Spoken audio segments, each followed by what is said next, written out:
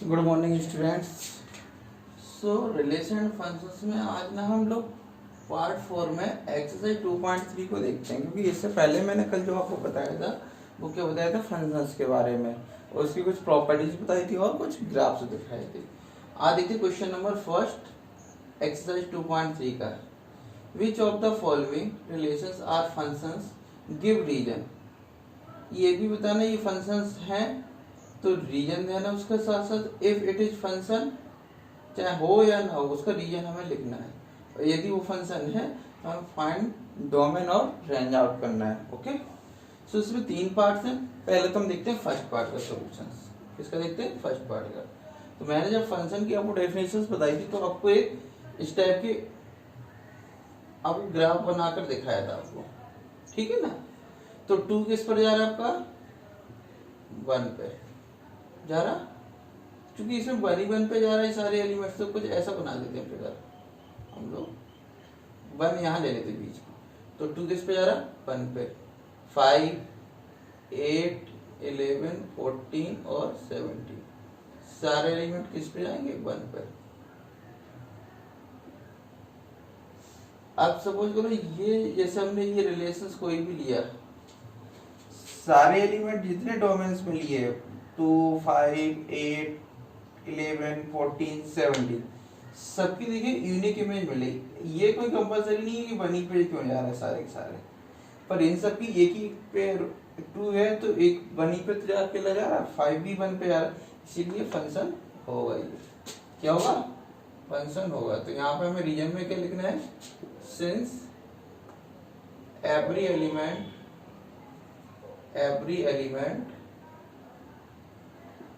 of domain has unique image,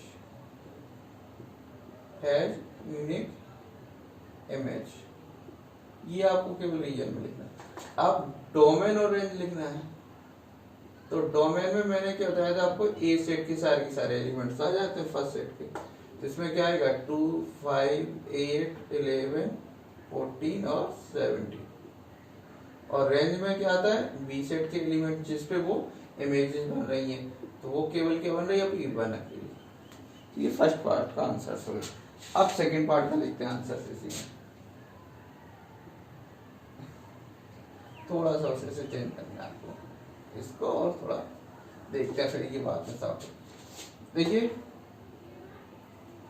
second में देखिए 2 किस पे जा रहा है? 1 पे। 4 किस पे जा रहा है? 2 पे। 6 किस पे जा रहा है? 3 पे। और 8 किस पे जा रहा है? 4 पे।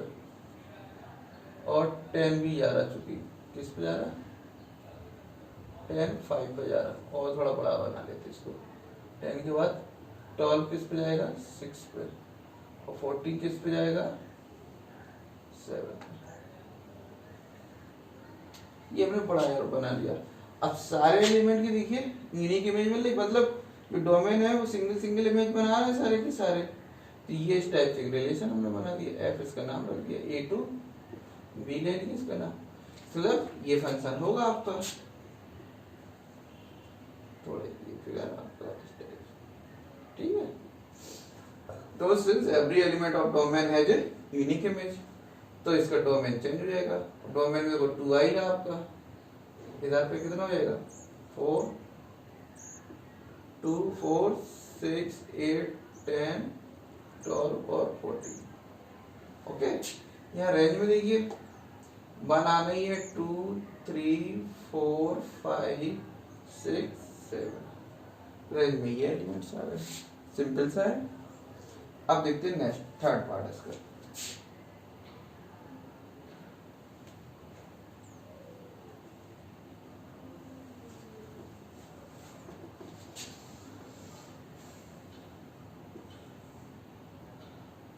वन और 2, यहाँ 3, 5। ये 1 किस पे जा रहा है आपका? एक तो 3 पे जा रहा है, एक 5 पे जा रहा है, और 2 किस पे जा रहा है? ओनली 5 पर।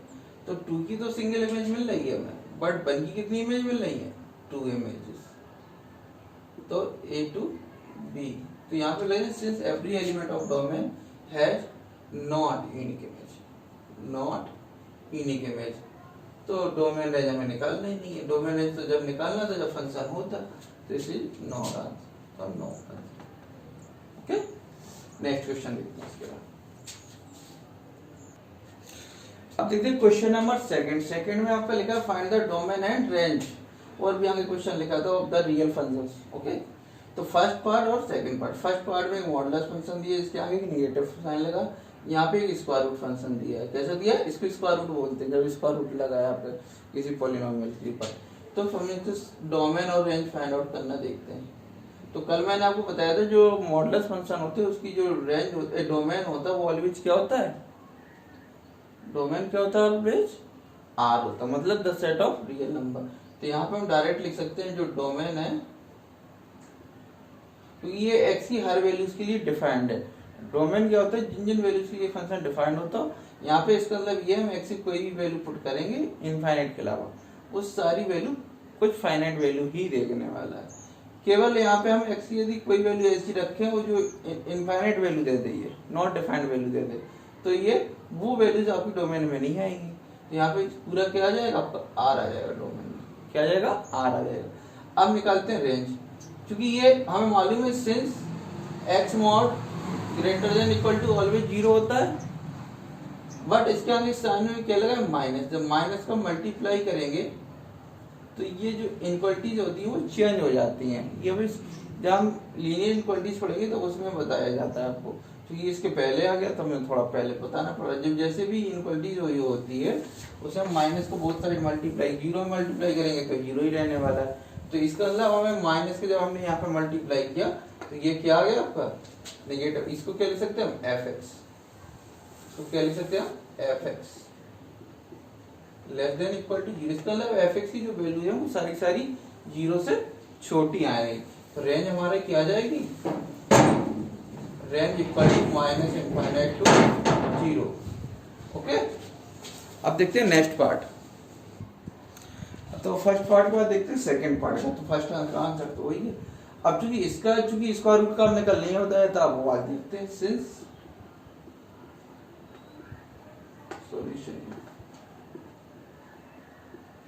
सॉल्यूशंस में क्या, सिंस रूट के अंदर की जो वैल्यूज होती हैं वो आपको मालूम है greater than equal to zero, मतलब पॉजिटिव ही होती हैं वाली वैल्यू।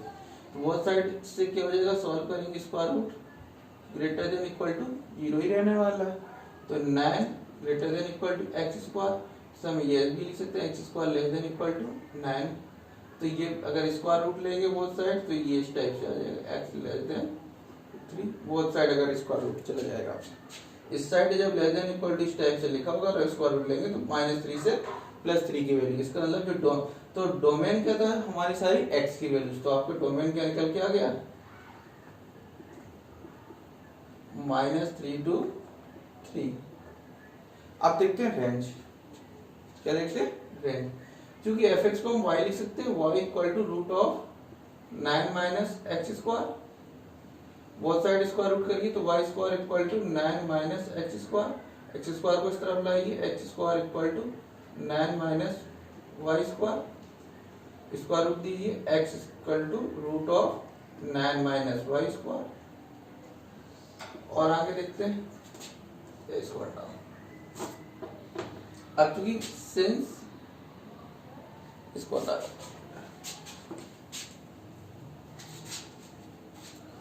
अब इसमें क्या हो जाएगा?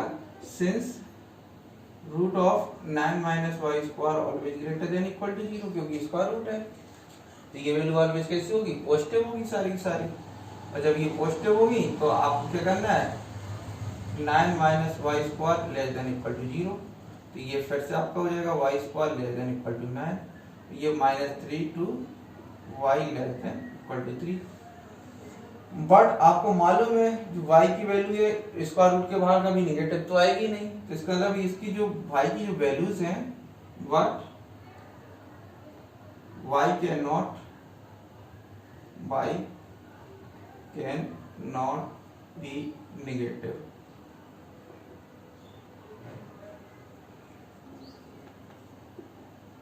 नेगेटिव कभी नहीं हो सकता, क्योंकि स्क्वायर रूट के अंदर बाहर जो वैल्यू आएगी वो सारी पॉजिटिव आती है निकल के। मतलब जो रेंज होगी वो क्या हो जाएगी? यही तो y तो हमने बोला था अभी आपको। इसको हम इसका मतलब ये भी लिख सकते हैं implies -3 less than equal to f x, वाई को हम यही तो लिखा था। इसके मतलब एफ एक्स की जो वैल्यूज है जितनी आ रही वही तो रेंज कहलाती हैं, एक्स जो होती है वो आपकी डोमेन कहलाती है और एफ एक्स की जो वैल्यूज होती है वो रेंज कहलाती है। तो ये रेंज आ गई वो 0 to 3 के बीच, तो यही आपका आंसर हो गया। अब देखते हैं नेक्स्ट क्वेश्चन। तो क्वेश्चन नंबर 3 तो इसी सिमिलर 4 की तरह है, तो 4 वाला देखते हैं, थोड़े इसमें ज्यादा पार्ट्स हैं। तो एक टीसी फंक्शन आपको दिया गया है, ओके, इसमें सी वेरिएबल्स और टी और सी वेरिएबल्स दिए गए हैं, और जैसे t0 t28 t-10 और फाइंड द वैल्यू ऑफ सी का जब टीसी की वैल्यू 212 गिवन है आपको। ओके, पहले फर्स्ट पार्ट देखते हैं। जब आपको t0 की वैल्यू फाइंड आउट करनी है तो हमें क्या करना है, c इक्वल टू 0 पुट करना है फंक्शन में। क्या पुट करना है, 0 पुट करते हैं, put c equal to 0 first part में। ओके, तो t0 इक्वल टू क्या हो जाएगा, 9 into 0 upon 5 plus 32 equal to, ये तो आपका 0 हो गया, 0 प्लस 32 इक्वल टू 32। अब देखते हैं सेकंड पार्ट। सेकंड पार्ट में आपको निकालना है t28। ओके, तो आप क्या करेंगे, पुट t इक्वल टू 28, क्या करेंगे, t इक्वल टू 28 पुट करेंगे। जब t इक्वल टू 28 पुट करेंगे तो यहाँ पे वैल्यू रख देंगे, तो t28 equal to 9 into 5 sorry 28 plus 32, तो ये आपका कितना हो जाएगा,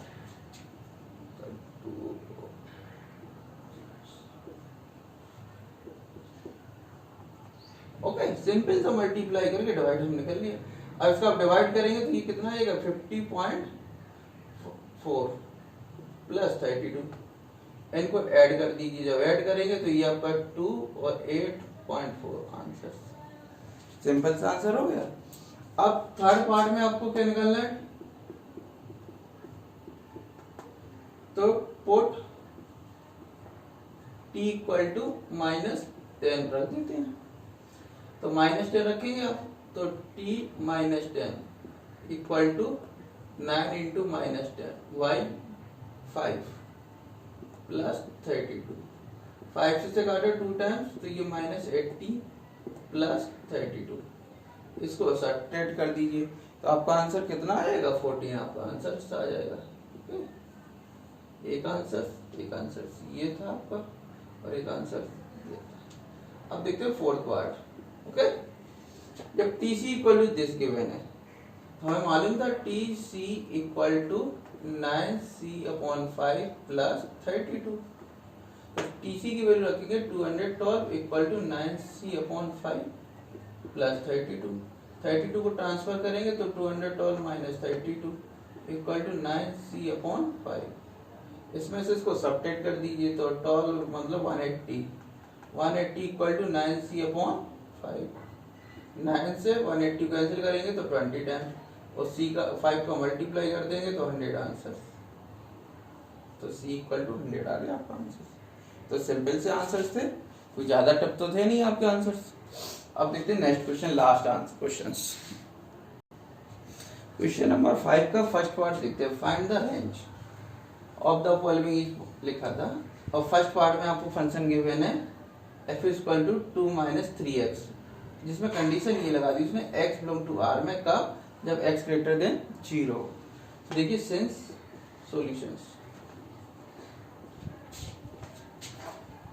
सॉल्यूशंस में क्या, सिंस यहाँ पे देखिए चूंकि यहाँ पे कितना था अपना -3x less than equal to 0 होगा ऑलवेज, कैसा होगा, क्योंकि यहाँ पे 0 रखेंगे तो 0 होगा, अदरवाइज कोई वैल्यू रखेंगे कोई भी x की, तो ये कैसी आने वाली है आपकी पॉजिटिव, सॉरी ये सारी नेगेटिव्स आने वाली हैं, इक्वल टू क्योंकि नेगेटिव एक ऐसे रहना, ऐसा क्योंकि इसमें कंडीशंस क्या लगी आपकी, x ग्रेटर देन 0 की। अभी मैंने आपको माइनस का मल्टीप्लाई करना बताया था, क्योंकि यहाँ पे -3 दिया है तो -3 का बोथ साइड मल्टीप्लाई करेंगे तो ये जो साइन होगा वो चेंज हो जाएगा, फिर इसमें 2 ऐड कर देते हैं तो माइनस का 3x लेस देन दोनों तरफ ऐड करेंगे तो आगे 2 लग गया। ये क्या बन गया आपका एफ एक्स, तो एफ एक्स इक्वल 2। ओके, तो चूंकि यहाँ पे अगर इक्वल लगा होता तभी हम इक्वल लगा सकते थे, जबकि इक्वल नहीं लगा तो इक्वल नहीं लगेगा। तो जो एफ एक्स की वैल्यू मतलब वो क्या कह रहा है 2 से छोटी है सारी सारी, मतलब जो रेंज होगी वो क्या होगी आपकी 2 से छोटी है, और चूंकि यहाँ पे इक्वल भी नहीं लगा तो 2 से छोटी रहेगी। अब पार्ट सेकंड देखते हैं इसका। पार्ट सेकंड में जो फंक्शन दिया गया है वो आपको गिवन है एक्स स्क्वायर प्लस 2, जो है इसमें एक्स बिलोंग टू आर में कर रहा है sir, x is a real number. Okay, तो सिंस इसमें देखिए एक्स स्क्वायर ऑलवेज आपको मालूम है ग्रेटर देन इक्वल टू 0 रहने वाला है ना, क्योंकि एक्स स्क्वायर में हम कोई वैल्यू रखेंगे तो 0 या 0 से बड़ी होने वाली है। X square plus 2 greater than equal to 2, तो ये आपका हो गया f x greater than equal to 2, तो इसका मतलब 2 से इक्वल और बड़ी वैल्यू, तो रेंज क्या हो गई आपकी 2 से इनफाइनाइट। ओके, थर्ड पार्ट देखिए।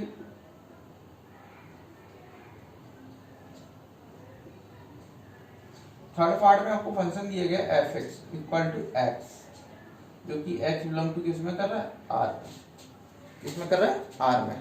ये भी एक्स मतलब रियल नंबर दिया गया, तो मालूम है इसका तो डायरेक्टली रेंज हमें दिख रही है, क्योंकि ये कौन सा फंक्शन है, since F x is identity function. कौन सा आइडेंटिटी फंक्शन, और कल मैंने आइडेंटिटी फंक्शन की आपको बताई थी रेंज क्या आती है always R. Okay, thank you. Next videos में जो हम देखेंगे वो क्या देखेंगे आपका मिसलेनियस एक्सरसाइज। थैंक्स। और अगर आप इसके और वीडियोस ज्यादा एक्स्ट्रा कुछ देखना चाहते हैं तो मैं आपके लिए एक नया वीडियो जब मिसलेनियस हो जाएगी उसके बाद बनाऊंगा, जिसमें आपको अदर फंक्शन को जो अलग से जो एनसीईआरटी मैंने दिए उनकी रेंज और क्या डोमेन फाइंड आउट करने के लिए, तो ओके, तो वो मैं अलग से डालूंगा। तो बकाया नेक्स्ट वीडियो में देखते हैं। Thank you.